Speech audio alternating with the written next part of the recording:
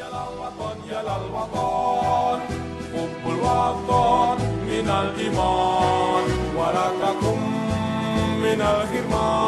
saja Bapak Ibu, Ahlus Sunnah wal Jamaah. Bapak Ibu yang berbahagia, Rasulullah sallallahu alaihi wasallam bersabda dalam sebuah hadis, "Fa innahu may ya'is minkum min ba'di fasayara ihtilafan katsira. Alaikum bisunnati wa sunnati khulafa'ir rasyidin al-mahdiyyin ar-rasyidin tamassaku biha wa ghaddu biha bin nawajiz." Jadi kata Rasul dalam sebuah hadis bahwa nanti di akhir zaman itu fasayara ihtilafan katsira, banyak perbedaan pendapat. Jadi banyak ihtilaf di kalangan para ulama. Ini 14 abad yang lalu Rasul sudah jelaskan itu. Fasayara ihtilafan katsira, banyak perbedaan pendapat. Apa kata Rasul selanjutnya? Tamassaku biha wa ghaddu biha bin nawajiz. Peganglah, ya, peganglah petunjuk dari Allah dan Rasul dan petunjuk khulafa'ir rasyidin, ar-rasyidina yang diberikan kecerdasan, al-mahdiyina yang diberikan petunjuk, dan peganglah Quran sunnah dan petunjuk khulafa'ir rasyidin itu dengan gerahammu. Artinya apa? Rasul sudah membayangkan bahwa di akhir zaman nanti Bapak Ibu, perbedaan pendapat luar biasa di kalangan para ulama itu sendiri. Bahkan nanti di akhir zaman yang merusak umat ini, bukan umatnya, tapi yang merusak umat ini adalah ulama-ulama ulama-ulamanya. Ini sudah Rasul sebutkan. Maka Rasul mengatakan di akhir zaman ada dua kelompok ulama.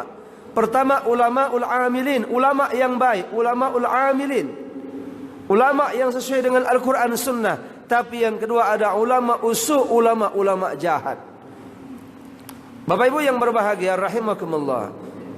Maka kita berbicara tentang aswaja Ahlus Sunnah wal Jamaah. Indonesia ini Bapak Ibu, yang menonjol di luar negeri di Indonesia ini adalah tentang toleransi Bapak Ibu. Kalau kita bicara toleransi, maka Indonesia nomor 1 hebatnya di dunia. Maka negara-negara Timur Tengah salut dengan Indonesia. Apa resepnya ini? Ya resepnya salah satu itu tadi Bapak Ibu, perkataan Imam Syekh Asy'ari.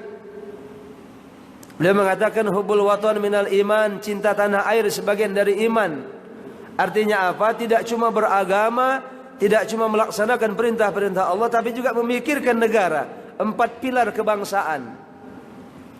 Maka dalam ajaran Ahlus Sunnah wal Jamaah, Bapak Ibu yang berbahagia, kita memiliki 4 ukhuwah, 4 persaudaraan.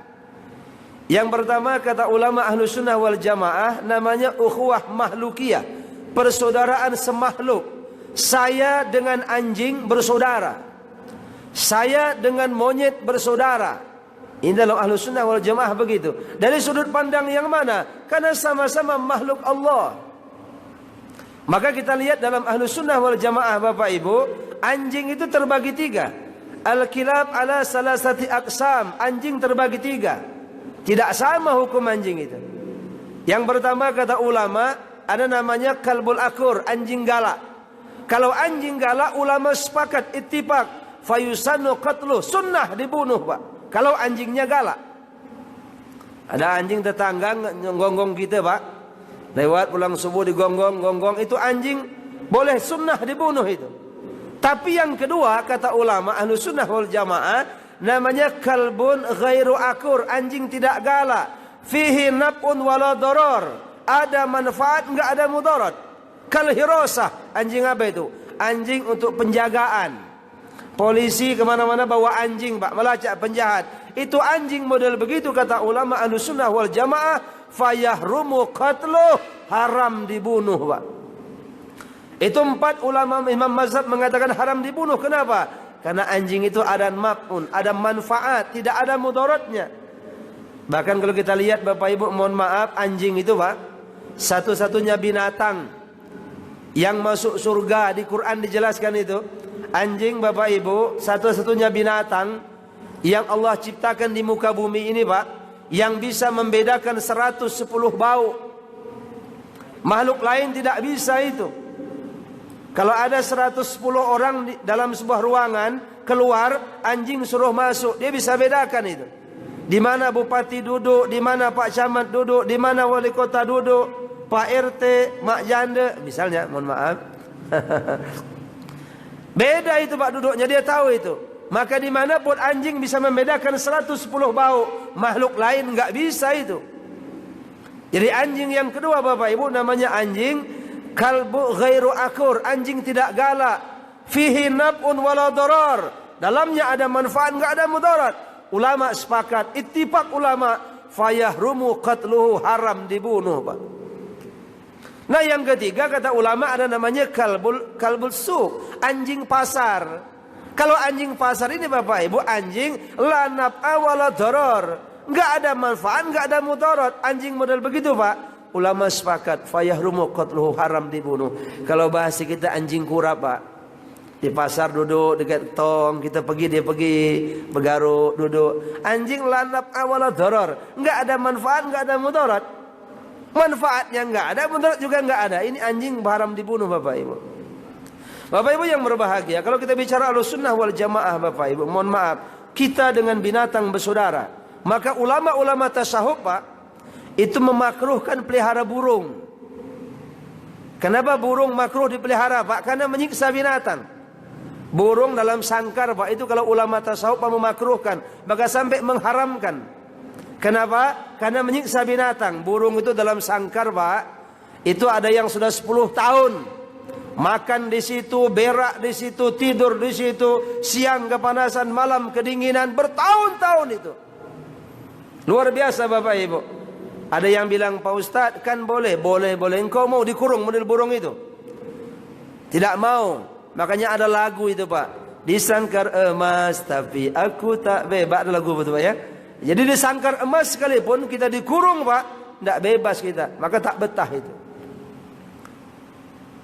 Ulama memakruhkan Bapak. Tetangga saya pelihara monyet, ayahanda. Tetangga saya pelihara monyet, ayahanda dah 10 tahun diikat di rantai itu. Siang kepanasan, malam kedinginan monyet. Lewat yang betina itu, dia nelan ludah aja tuh monyet. Tak bisa apa-apa. Nengok saya, Bapak Ibu yang berbahagia. Ya, puasa ya. Bapak Ibu yang berbahagia. Jadi persaya dengan binatang kita bersaudara Bapak Ibu. Ukhuwah makhlukiyah, persaudaraan semakhluk. Bahkan kita baca sejarah, ada seorang pelacur ratusan kali melacur menjualkan diri gara-gara memberikan minum seekor anjing fi sahra, di sebuah padang pasir. Allah ridha kepada perempuan ini masuk surga. Tapi ada seorang wanita ahli ibadah Bapak Ibu, dia mengekang seekor kucing, lantas kucing itu mati gara-gara dikekang, enggak dikasih makan. Allah murka, Allah masukkan wanita ini ke nerakanya Allah. Artinya apa? Kenapa Allah begitu muliakan binatang? Karena itu tadi ukhuwah makhluki, persaudaraan semakhluk. Maka kalau Bapak Ibu, kalau Ahlussunnah wal Jamaah Pak, ini dibina betul ini Pak, persaudaraan semakhluk. Yang kedua Bapak Ibu, dalam ulama Ahlussunnah wal Jamaah ada namanya ukhuwah basyariyah, persaudaraan sesama manusia. Saya dengan orang Kristen bersaudara, saya dengan orang Hindu bersaudara, saya dengan orang Cina bersaudara. Kenapa bersaudara? Sama-sama basyariyah, sama-sama manusia Pak. Maka sampai Rasul mengeluarkan sebuah hadis, Rasul mengeluarkan sebuah statement. Apa kata Rasul? Man adza dhimmiyan faqad adhani, wa man adhani khassamtuhu yaumal qiyamah. Man adza dhimmiyan, barang siapa mengganggu orang-orang kafir zimmi, Cina, Hindu, Buddha yang hidup rukun bersama orang Islam. Barang siapa mengganggu orang-orang kafir zimmi, orang kafir yang ingin hidup berukun bersama orang Islam, faqad adhani, sama dengan menyakiti aku kata Nabi. Kalau kalian menyakiti aku kata Nabi, khassamtuhu yaumal qiyamah, akulah musuh kalian di hari kiamat nanti. Luar biasa Pak, diancam kita Pak. Jadi kita enggak boleh ganggu orang Cina, orang Hindu, Buddha, enggak boleh diganggu. Kenapa? Karena persaudaraan kemanusiaan. Jatuh orang depan itu Pak, mohon maaf, tidak mungkin begitu jatuh darah berlumuran kita tanya, ibu agamanya apa? Cina, matilah engkau situ. Tak mungkin Pak. Kita tak perlu tanya agama apapun agamanya, enggak perlu. Yang penting dia jatuh, dia manusia. Ukhuwah basariyah Pak, persaudaraan kemanusiaan. Tolong dia apapun agamanya. Kalau ukhuwah basariyah, kita tak bicara agama, tapi kita bicara kemanusiaan. Maka toleransi ini Bapak Ibu luar biasa di Indonesia ini. Kerukunan yang hari ini mulai goyang Pak, karena banyaknya paham-paham ini. Maka pengajian subuh begini nih Pak, bagus ini Pak. Karena kita lihat negara-negara Pak yang pahamnya Ahlus Sunnah wal Jamaah biasanya aman Pak. Tapi kalau negara-negara cuma Ahlus Sunnah tidak berjamaahnya, ini bermasalah Pak. Perang saudara, bunuh membunuh Bapak Ibu yang berbahagia. Ukhuwah basyariah, persaudaraan kemanusiaan. Jujur Pak, mohon maaf dulu Pak, tahun 70-an orang Indonesia pergi haji Pak, itu pakai kapal laut. 3 bulan berangkat, 3 bulan balik, 40 hari Mekah, Madinah Pak. Jadi 7 bulan 10 hari. Timbul ukhuwah persaudaraan kemanusiaan Pak. Orang Amerika jual pesawat sama kita, jual vaksin meningitis, kita bisa suntik berangkat haji Pak. Bayangkan kalau kita nggak bisa bikin pesawat Pak. Listrik ini Bapak Ibu, Thomas Alva Edison pertama kali menemukan Pak. Ini luar biasa. Kalau Thomas Alva Edison ini orang Islam Pak, dia duluan masuk surga Pak, karena jasanya yang luar biasa. Ukhuwah basyariah, persaudaraan kemanusiaan. Yang ketiga Bapak Ibu ada yang namanya ukhuwah diniyah, persaudaraan seagama. Islam dengan Islam bersaudara Bapak Ibu. Wallahi demi Allah Bapak Ibu, musuh kita bukan orang Islam. Ini Pak di WA ini Pak luar biasa Pak. Ya. Hari ini orang Islam sudah saling tuding. Ini di WA ini Pak luar biasa Pak. Bapak Ibu yang berbahagia, ini memang luar biasa hari ini. Memang kalau kita bicara Bapak Ibu, kita mencontoh 4 imam mazhab, mereka semua berbeda pendapat, bahkan dalam hal-hal yang sangat krusial. Tetapi tetap akhlakul karimah dijaga. Tapi hari ini Pak, mohon maaf Bapak Ibu, mohon maaf luar biasa. Hari ini kadang-kadang kita nyantri nggak pernah belajar agama, di pesantren resmi nggak pernah, tapi memprotes orang luar biasa, menghujat ulama-ulama yang kaliber dunia Bapak Ibu. Hari ini terjadi. Maka ini hadis Nabi benar, fasayara ihtilafan katsira. Bertebaran di mana-mana perbedaan pendapat di kalangan ulama-ulama itu sendiri, sehingga pecah belah. Bapak Ibu yang berbahagia, ukhuwah diniyah, persaudaraan seagama. Kemudian yang keempat Bapak Ibu, kalau kita bicara toleransi, ada yang namanya ukhuwah wataniyah, persaudaraan sebangsa dan setanah air. Kalau kita lihat Bapak Ibu, masing-masing kita nih Pak, sukunya beda-beda Pak. Di kita ada suku, misalnya suku apa Pak? Contoh ayahanda ya, di kita ada suku Batak Pak. Mohon maaf, saya baca antropologi orang Batak Pak. Orang Batak ini Pak kalau ngomong keras. Tetapi orang Batak Pak kerasnya ngomong bukan karena dia marah, hatinya baik, bersih Pak. Memang gaya bicaranya seperti itu. Itu kita baca ukhuwah wataniyah, sebangsa setanah air kita. Orang Batak ngomong Pak keras, tapi saya baca antropologi orang Batak. Orang Batak itu Pak enggak dendam dia. Kalau kita kelahi sama orang Batak, kita minta maaf sama dia, ke rumah dia, selesai. Kenapa orang Batak ngomongnya keras? Kita baca antropologi, karena orang Batak hobi makan daun ubi tumbuh. Itu makanan ciri khas Batak itu Pak, dalam budaya yang saya baca. Sehingga yang masuk agak keras daun ubi itu, sehingga keluarnya juga keras. Tapi orang Batak Pak baik Bapak Ibu, hatinya cuma gaya bicara. Yang paling lembut di dunia ini siapa di Indonesia ini? Yang ngomong paling lembut Sunda Pak. Maka Batak dengan Sunda jarang menikah Pak, karena kurang nyambung. Yang satu keras, yang satu lembut banget. Yang kedua Pak, beda lagi dengan Aceh Pak. Kita baca Aceh Pak, antropologi budaya orang Aceh. Orang Aceh Pak, mohon maaf, kalau kita baca antropologi orang Aceh, kalau marah agak lama sembuhnya Pak. Gam di Aceh tak selesai, ganja terus menerus ada. Hektaran dikubur oleh polisi, tumbuh lagi Bapak Ibu. Orang Aceh kalau marah agak lama sembuhnya. Tapi sejarah mencatat Bapak Ibu, orang Aceh kuat memegang agama. Lihat salah satunya provinsi Pak di Indonesia, tidak ada provinsi yang bisa menegakkan syariat Islam kecuali Aceh Pak. Berlaku hukum Islam di sana Pak. Bahkan Serambi Mekah, Aceh kalau marah lama sembuhnya, tapi orang Aceh kuat memegang agama. Ini sejarah fakta Bapak Ibu, luar biasa. Di Aceh berlaku syariat Islam, dicambuk Bapak Ibu. Hebat orang Aceh, Serambi Mekah, bahkan kerajaan Islam tertua Samudra Pasai Aceh. Kita baca lagi antropologi lain Pak, misalnya orang Padang. Nah, kalau orang Padang, orang Aceh Pak, kenapa kalau marahnya agak lama Pak? Itu kalau kita baca antropologi karena orang Aceh itu hobi makan kunyit Pak. Jadi kalau masak itu pakai kunyit katanya. Ini saya baca buku Pak ya. Jadi kalau kita kunyit pegang itu kan lama hilangnya itu. Itulah antropologi orang Aceh. Kuat memegang agama, tapi Aceh kalau marah agak lama itu sembuhnya. Seperti gam hari ini tidak selesai. Beda lagi dengan orang Padang misalnya Pak. Ini hubbun waton Pak. Ukhuwah wataniyah, sebangsa setanah air. Masing-masing suku beda Pak. Misalnya orang Padang itu Pak, antropologi budayanya apa?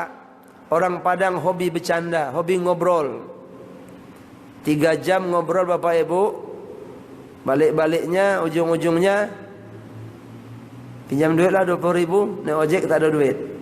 Misalnya gitu Pak. Ya bercanda hobi orang Padang, hobi bergurau, hobi bercanda. Tapi sejarah mencatat Pak, orang Padang Pak hebat Pak. Hebat apa?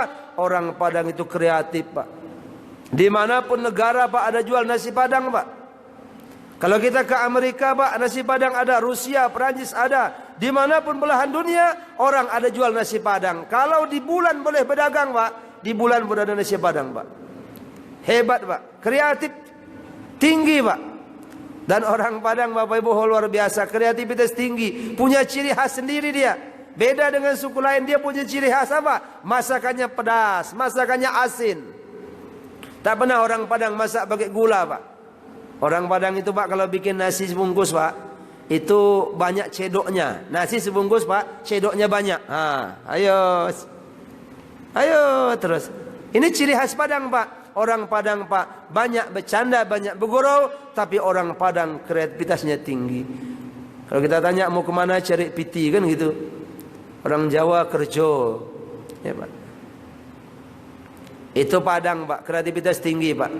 Kalau rendangnya sedikit Pak, tapi bumbunya yang banyak. Itu kreativitasnya luar biasa. Itu ciri khas Padang Pak, antropologi budaya.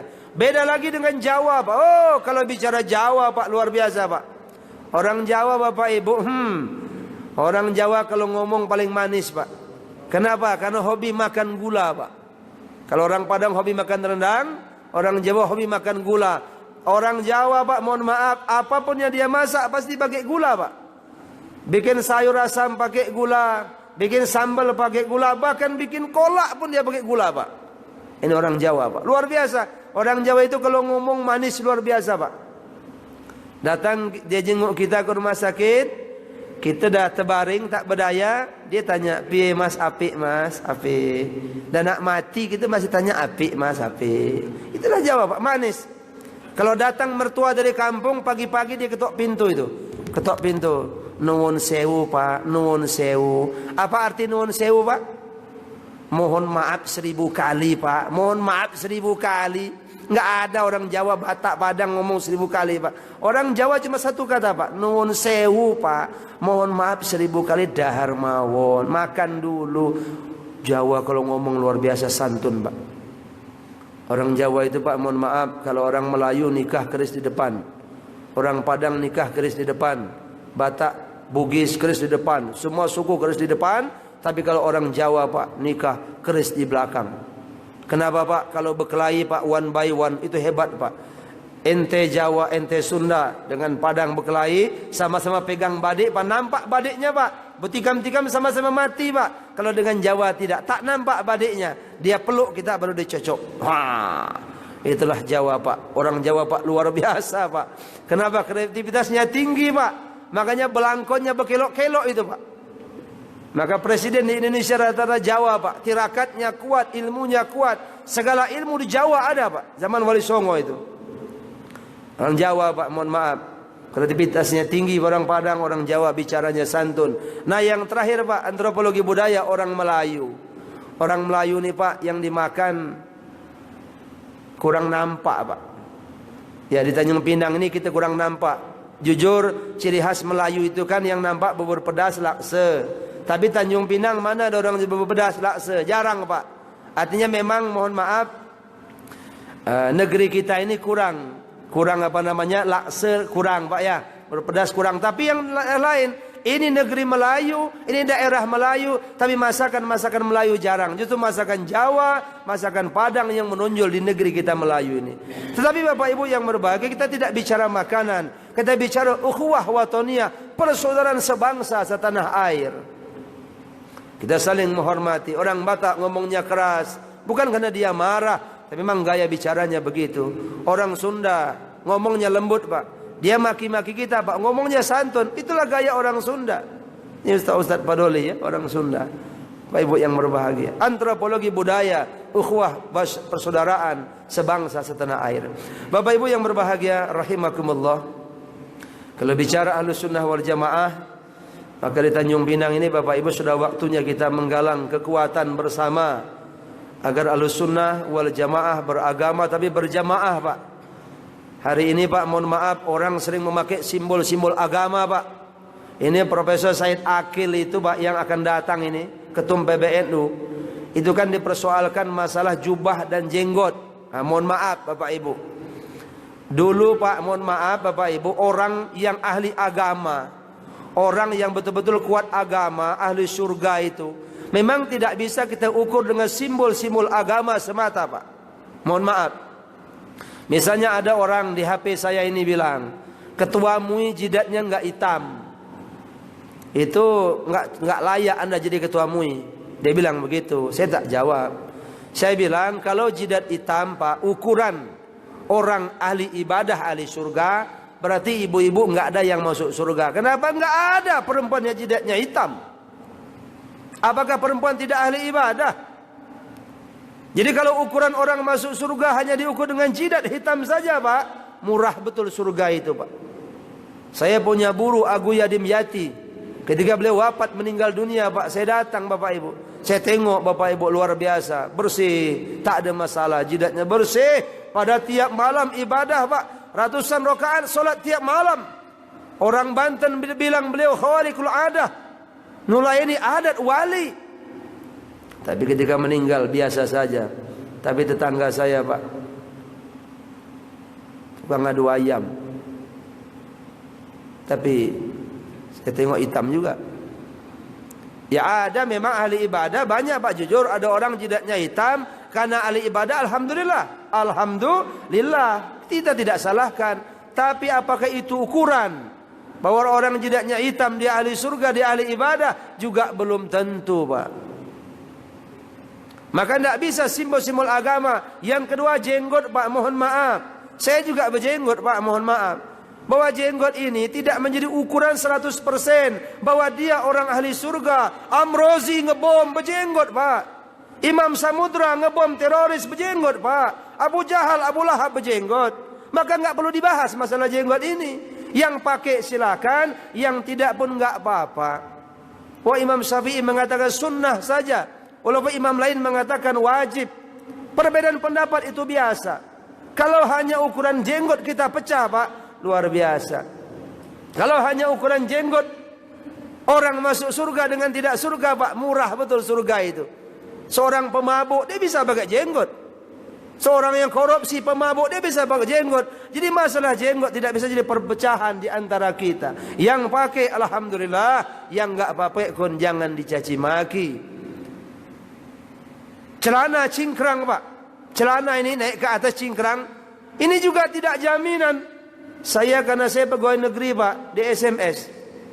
Itu ketua MUI Hisbal itu. Ketua MUI pakai celana sombong itu, ahli neraka itu. Saya ini pegawai negeri Pak, kalau pakai pakaian celana begitu dilarang oleh pimpinan saya. Ya pakai celana ya biasalah, karena bukan lil khuyala, bukan untuk kesombongan.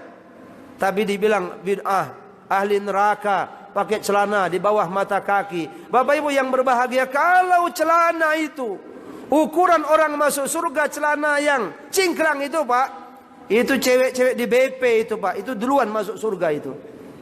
Karena celananya lebih cingkrang itu. Nggak bisa diukur begitu Pak.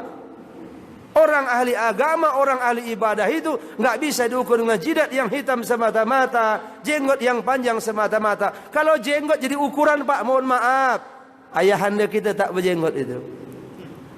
Berarti ayahanda tidak ahli surga. Tentu tidak begitu, Pak. Enggak bisa diukur dengan begitu. Yang bisa mengukur itu apa, Pak? Ini, Pak, hati, Pak. Maka Rasulullah sebelum Isra Mi'raj, yang pertama Nabi lakukan apa, Pak?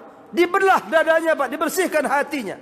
Bapak Ibu, ada 3 penyakit, Pak, yang merusak manusia. 3 sumbernya hati, Pak. Pertama, penyakit sombong, Pak. Sombong itu penyakit kulub, penyakit hati, Pak. Siapa pertama sombong? Iblis, Pak. Iblis itu Allah taruh di surga. Kemudian iblis sombong, tak mau sujud kepada Adam. Allah lempar ke dunia. Iblis sombong, terlempar ke dunia, Pak. Sudah di surga, terlempar gara-gara penyakit sombong. Sombong penyakit hati. Walaupun kita penuh dengan simbol-simbol agama, ya, semua pakai jubah, pakai jenggotnya panjang segala macam, tapi hati ini sombong, neraka kita, Pak. Ukurannya di sini, Pak.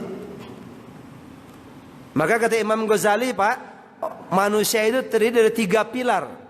Hidup manusia ini 3 pilar, Pak. Pertama, iman. Yang kedua, Islam. Yang ketiga, ihsan. Apa itu iman? Iman itu akidah, keyakinan. Apa itu Islam? Islam itu, Pak, amal ibadah. Apa itu ihsan? Ihsan itu akhlak. Kadang-kadang, Pak, kita ini nggak sempurna. Ada orang imannya kuat. Ditanya, siapa Tuhan kamu? Allah. Nabi Muhammad. Kitab sucinya Quran. Salat enggak. Keyakinannya kuat, tapi ibadahnya memble. Tapi ada juga orang, Bapak Ibu, mohon maaf, keyakinannya kuat, akidahnya, ibadahnya rajin, tapi akhlaknya enggak bener, Pak. Salat rajin, tapi ngomongin orang nomor 1. Ada, Pak? Ada, Pak? Salat rajin, Pak, tapi ngomongin orang, kalau ngomong bengis, Pak. Kalau datang dia, mampus, ngapa di jamaah pula? Mampus. Orang udah nengok mampus. Kenapa? Kalau ngomong kasar, nyakitin orang. Salatnya rajin, akidahnya kuat, tapi ihsannya ngawur, Pak. Maka manusia enggak sempurna. Kata Imam Ghazali, manusia sempurna dengan 3 hal. Iman yang kuat, ibadah yang bagus, akhlak yang sempurna. Itulah disebut dengan insan kamil. Kita enggak sempurna, Pak. Bahkan dalam hidup ini, Pak, kadang-kadang ada pertanyaan, Pak. Bagus mana, Pak? Ada orang salatnya rajin, tapi akhlaknya enggak benar. Atau orang salatnya enggak pernah, tapi akhlaknya bagus. Ini ada dialog, Pak, antara ulama dengan santrinya. Kata santrinya, Pak Yai, bagusan mana?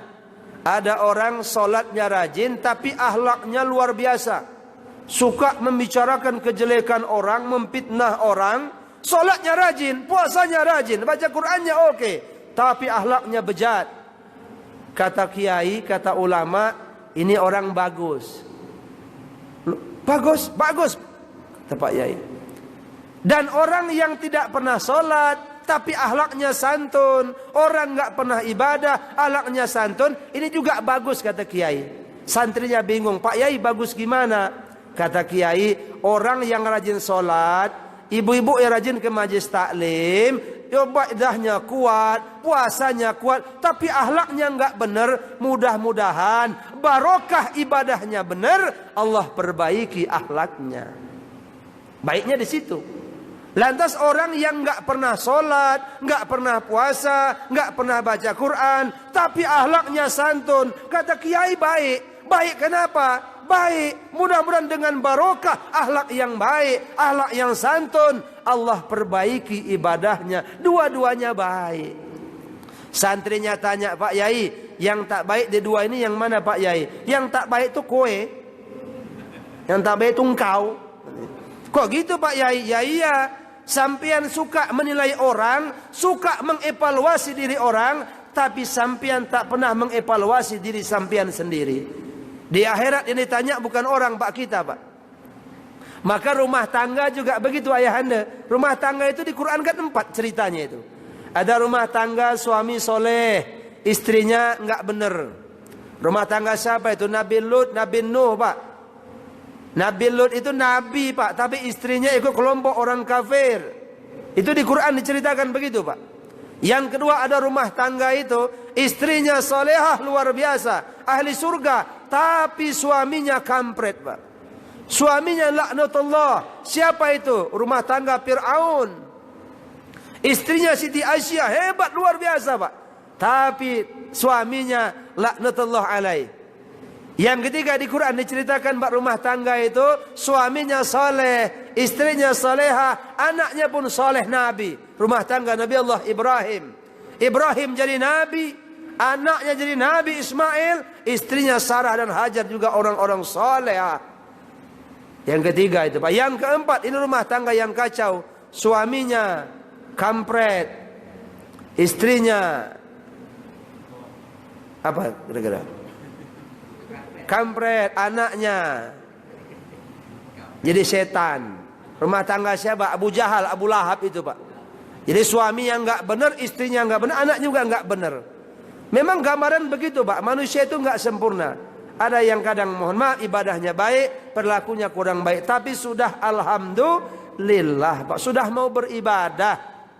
Yang tidak beribadah pun sudah bau berakhlak santun. Pak, misi Pak, dia ketemu orang Pak ayahanda cium tangan, dengan mak bapak santun. Solat enggak.